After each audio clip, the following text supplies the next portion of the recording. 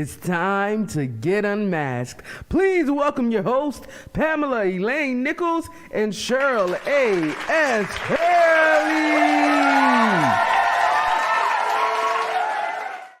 Oh, well. Welcome into the space. Welcome to Unmasked Real Talk Live. This is a place where we get real about topics not often discussed honestly and openly.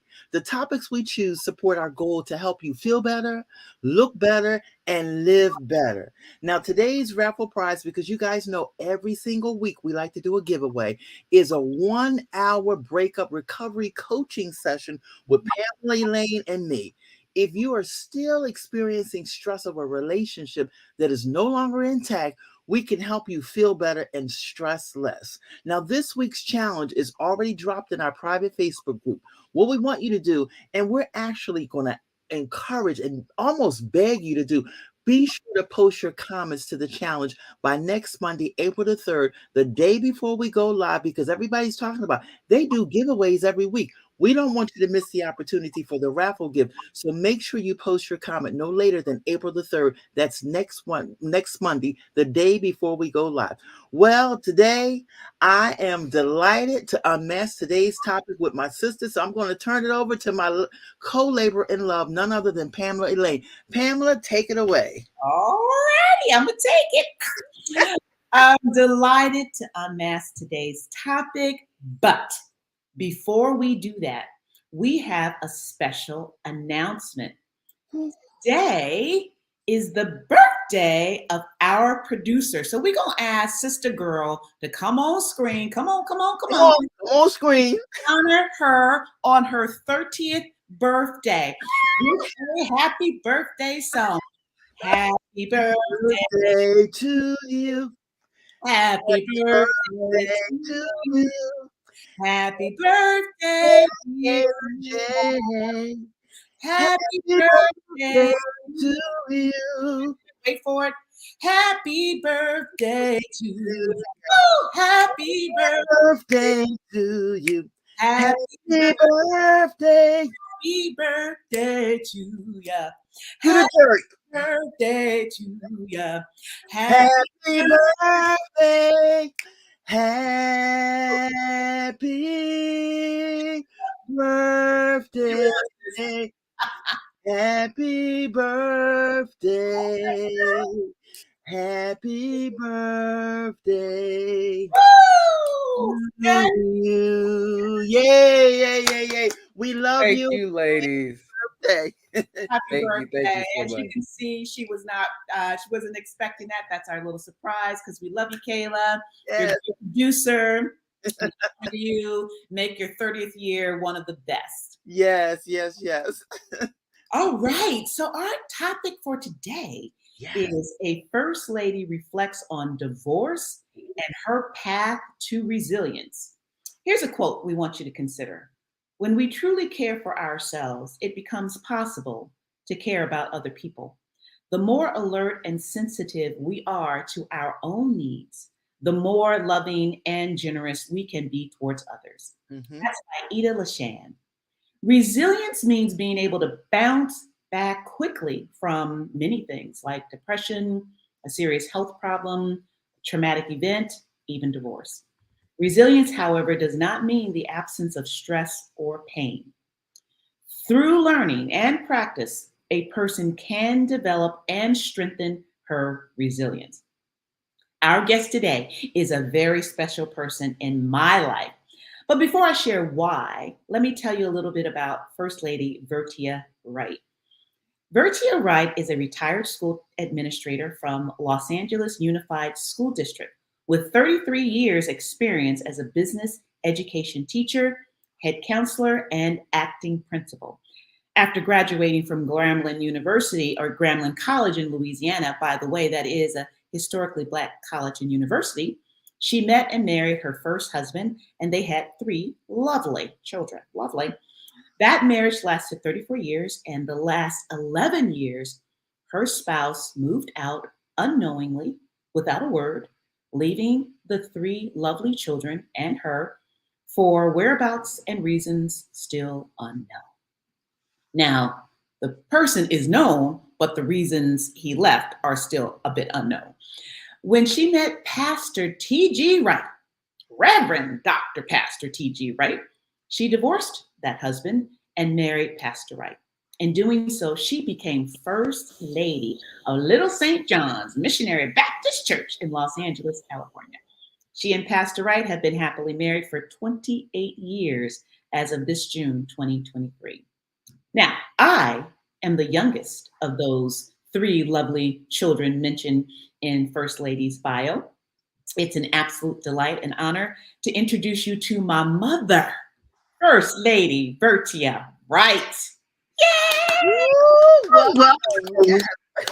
Hello, everyone. Hello. Hello. Pleasure to be here. Hello, First Lady. Now, I have to tell you all that my mother is a particularly, what's the word? She doesn't talk, she's private. She doesn't talk about her business often. I think this is probably the first time, I'm going to guess, Mom, in your life that you've gone on kind of like broad exposure of your story and your takeaways. Am I right about that? Yes. I think she said yes. You see how proud she is? She didn't even say yes with the loudness. Okay, but Yes.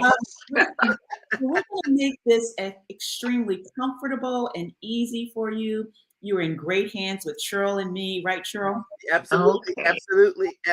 You know, Pam, I'll have to say that as you were reading your mom's bio, I did not realize that she was a former administrator of a school, let alone a counselor. I'm like, oh, Yeah. the wisdom in the room. Yes, welcome. Exactly. Thank you. Thank you. So we want to just talk a little bit about your backstory, and then we'll get into what resilience meant for you. So you were allowed me to read that you went through a divorce, and that the father of your children, my dad, had some other things that he needed to do for his life, and he did those things. So I just want to talk for a moment. Because I didn't really see you struggle during that period of time. I think you were you kept it all together. So if you would be willing to take us into the private space for a moment of what was that like to struggle through the divorce, and who did you talk to, or struggle through the difficulty in the marriage and then ultimately divorce? And then, like, who did you go to? Did you go to your church for help? Did you talk to your girlfriends? I mean, what did you do that helped you kind of get through the difficult days? It was very stressful, and I did not talk to anyone. Mm. My mother is deceased, of course, and I did not have a friend who I could trust that well. Mm. So I kept it to myself. Mm. And I remembered many, many times how strong my mother was. No matter what was going on in her life, she kept it to herself. She felt that other folks didn't need to know and would not be judging her. So it was very difficult. So I kept it to myself. I did a lot of things. I was busy, very, very busy. So busy that I didn't have a whole lot of time to cry and weep and moan. I was sad when I was not around other people, but I made a point of focusing on being light, okay, fine, everything's perfect when I was around others. Mm. So which means I put on this other face of mine to appear that I am good, all is well. Mm. And underneath, I was hurting. Mm. I did that even with my own children, you, Pamela, and Michael, and Cheryl, so that you wouldn't see me sad. I didn't want you to see me in a bad light. And I didn't want to share with you what your father was doing or had done, because I didn't want you to see him in a bad light. So I was protecting him and I was protecting myself. Mhm. It was difficult, but I managed because I remember my mom and dad were strong, devout uh, Christians for my father, for sure. And they taught me to handle, be independent, handle the misery, handle the problems. Don't just fall apart. Make things work out no matter what. Make them work. And Mm. that's where I am. That's what I do. I make things work it to make sure that people think all is well, but Mm. all may not be well. Mm. But to me, that's a good thing because I don't want others to be feeling sorry for me. Mm. I can handle my issues and I handle them because I have a strong faith. And that's how I've got through. Wow. I've heard you share some stuff here that is sort of fresh to me, and I'm so happy that you're being so transparent about what your experience was like. I can imagine. I'm going to imagine because I most people who watch know that I've gone through a divorce too, actually two divorces, one without children and one with children, and I know that it's particularly difficult when you have children in the mix. And I just wanted, if you could just comment a little bit about the extra layer of difficulty having children. You mentioned you mentioned us a little bit, but like what additional strain did it put on you that you were also taking care of three kids who were really back to back in age? Um, Regrettably, I focus so much on my career, Mm. on my activities, my sorority, my church activities. I was so busy and getting another degree that I did not spend in quality in my eyesight, quality time with my children. My children, I did my best to get them to be independent, and they were. You all were. So you made it kind of easy for me to get involved in all these other things, and you all were not involved. You were doing your own thing, which means I did not spend the kind of quality time that I feel I should have, looking back, with you all, with the three of you. I was so engrossed in doing a perfect job on my job, working with the children at the schools. Um, as I said, and I wasn't a first lady then. Mhm. I became first lady long afterward. But during this time, it was very, very stressful because I was taking care of you all, making a living, doing the very best. No help, of course not. No financial support, of course not. But I was so independent, and I was, I was doing well financially. I was. Just me, I was.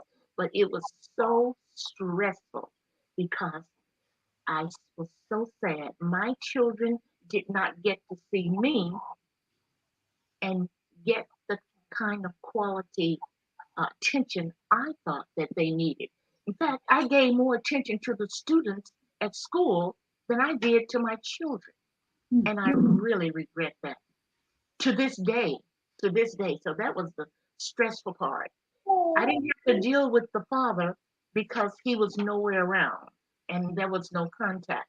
But I was concerned about my children, deeply concerned. As I listen to you share, and I'm like, wow, what strength that of all that you've endured and what you've shared. And earlier, something that you said, You said that I did it to protect my children and to protect myself.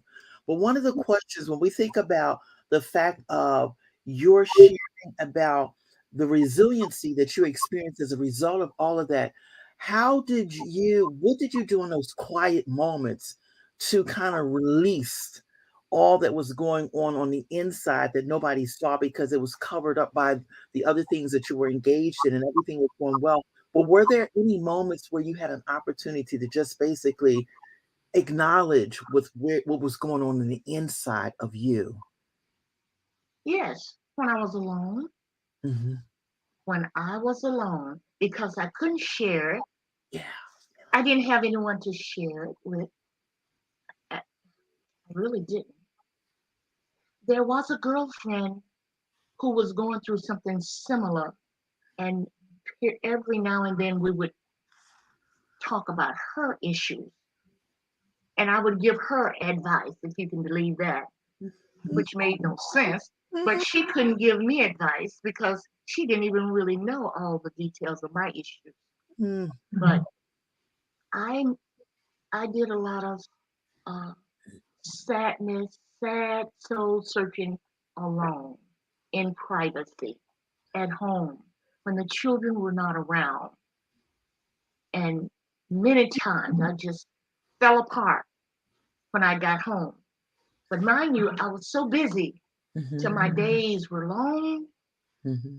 exhausting, uh, very full. And my children were good, decent children. Got in, if they got in trouble, I didn't know.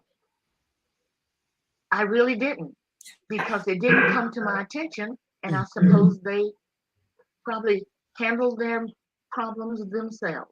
And I would like to say that I was the best of all of the children that she has. Um, the question I have for you, Mom, is what would it what and then we'll get to the unmasked question. What would it have been like for you if you could have had someone to share the challenge you were going through in your divorce and in your marriage and then ultimately your divorce? If there would have been somebody you could have trusted, if you could have, I hear feedback, sorry. Someone that you could have trusted to talk to about what you were going through, the difficulty, the struggle, the pain, what would it have been like for you if you could have trusted someone? It would have been absolutely great. I wouldn't have had to go through the anguish and the headaches and the stress. And it was a lot of stress. Um, but you have to understand, I did not trust people keeping my message, my issues. The people I knew would gossip and talk to Mm, others. And I didn't want my business getting out in the street. So, how do I keep my business to myself? I keep my business to myself. I don't mm, share it. However, if someone were to have seen me and said, Bertia, is thus and thus happening to you? And can I be of service? I probably would have said yes, but that didn't happen. mm, So my friends, my one or two friends I had, did not really know the depth of my issue. They just yeah. knew that I was sad, and they knew that Mm. my husband was not with me, and I just had the children, and I was working, going to school, getting another degree, and and teaching, and and in the church, you name it. I was a busy woman, Yeah. busy parent. Well, let me say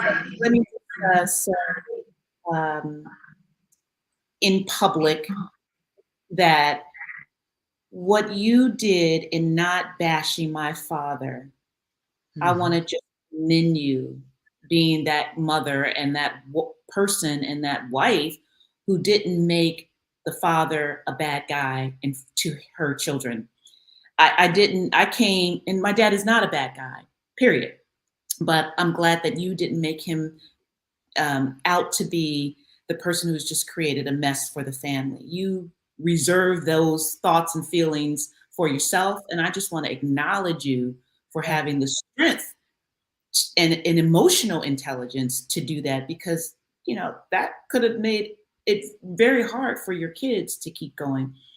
It was important for us to come to our own understanding of our father's struggles, which we individually did, but that was on our own and not because you said he's such a bad guy, what he's done. So I want to just thank you, Mother, for that. Let's get to the unmasked question. Yeah, yeah, yeah, Let's yeah. discuss that for a few moments, and then we'll wrap it up with your 3 takeaways, First Lady, okay?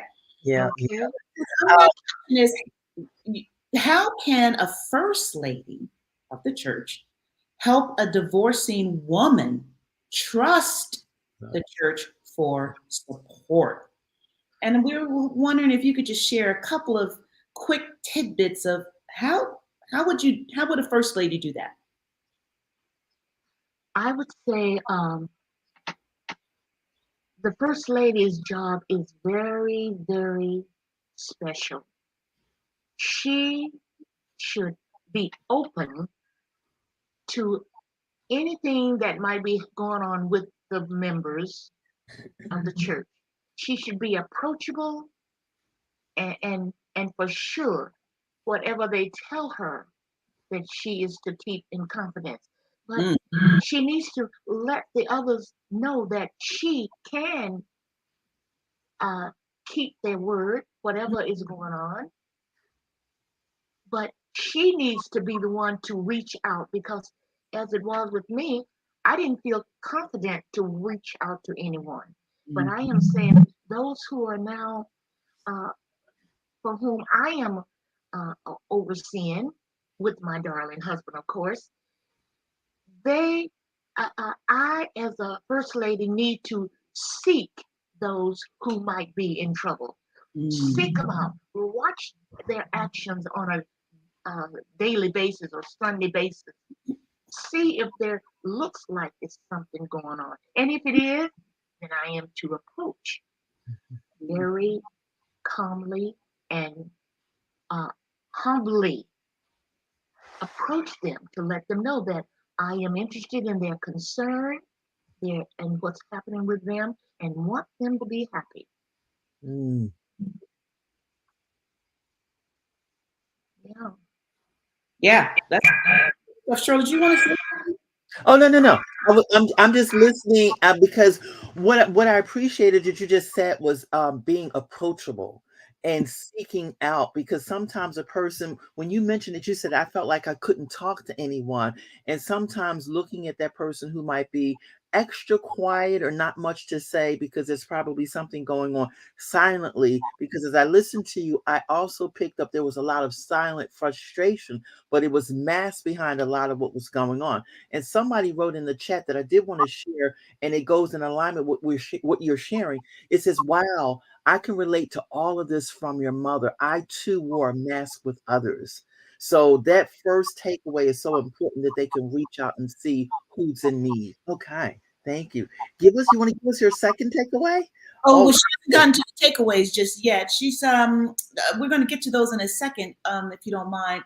I have this follow-up question to the unmasked question, mhm.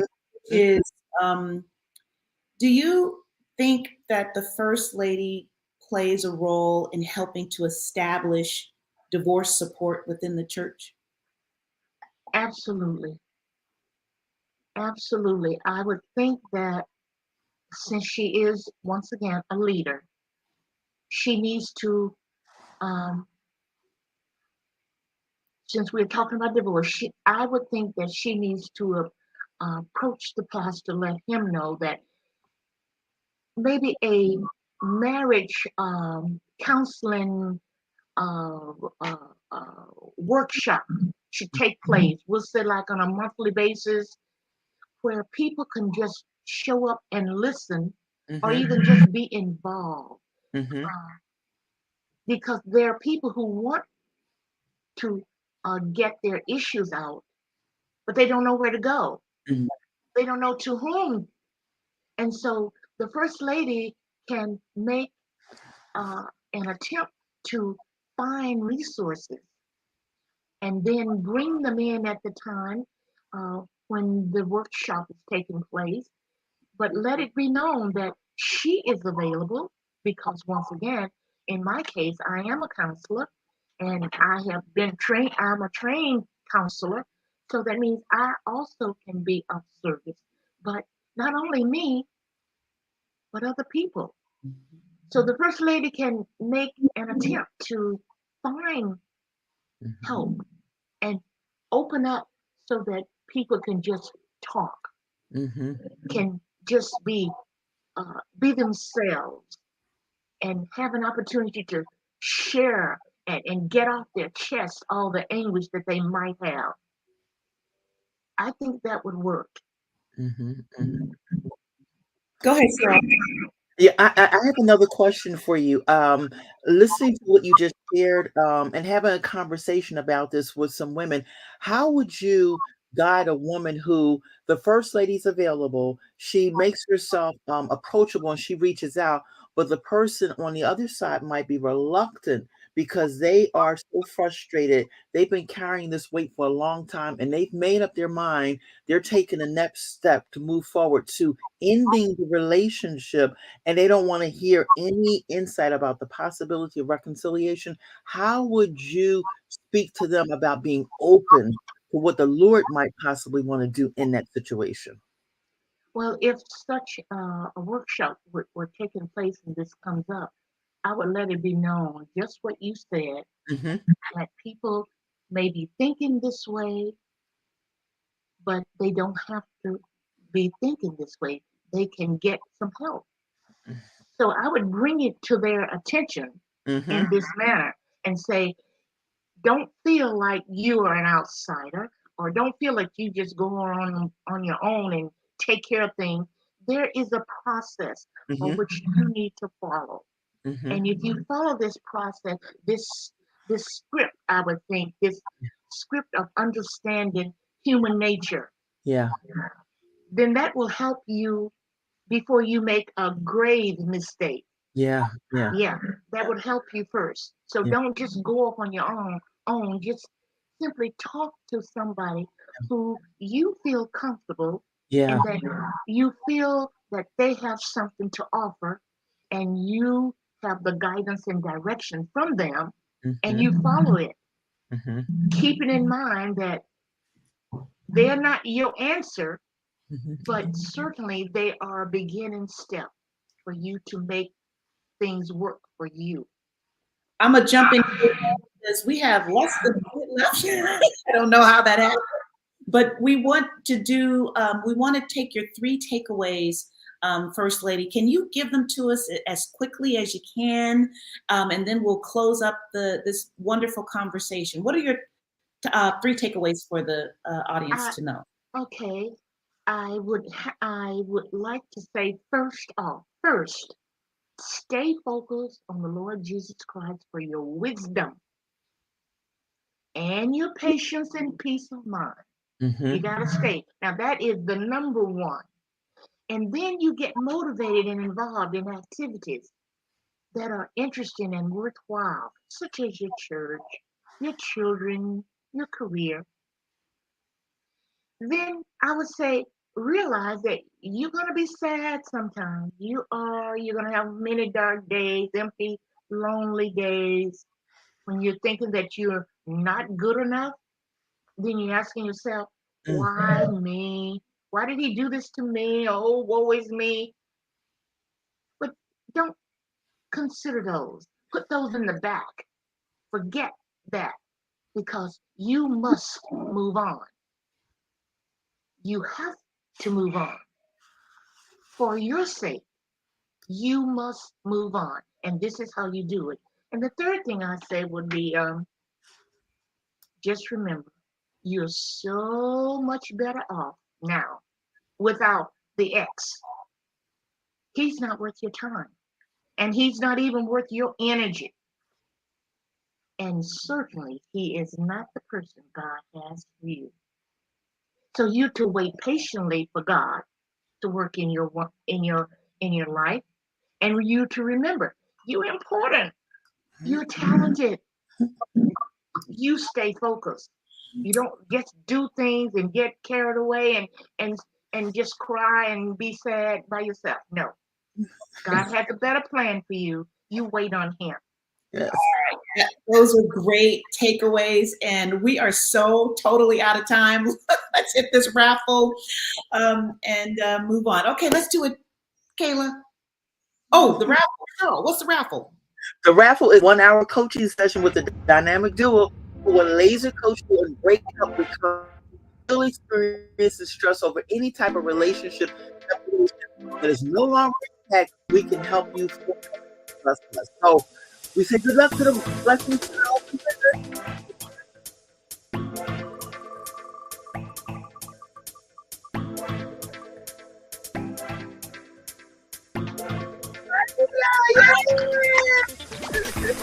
Congratulations. Yes. Awesome. Well, ma'am, you want to wrap this up? I'm going to say, first of all, to First Lady Verdia Wright, to my mom, thank you so much for being our first lady on the show. This is the first time we've had a first lady on the show. You kicked it off. Thank you for your vulnerability, your transparency, your great takeaways. I love you, and I'll see you soon on the other side. Yes, indeed. My pleasure. My pleasure to be here. I hope, that I could said something to help someone. Yeah. Even if it's just one lady, Yeah. I hope that she got something from this. Yeah. Well, we hope you get an opportunity to go back and read the comments because we didn't get a chance to cover all of them, but you spoke truth in such volumes that people were saying, I did the same thing.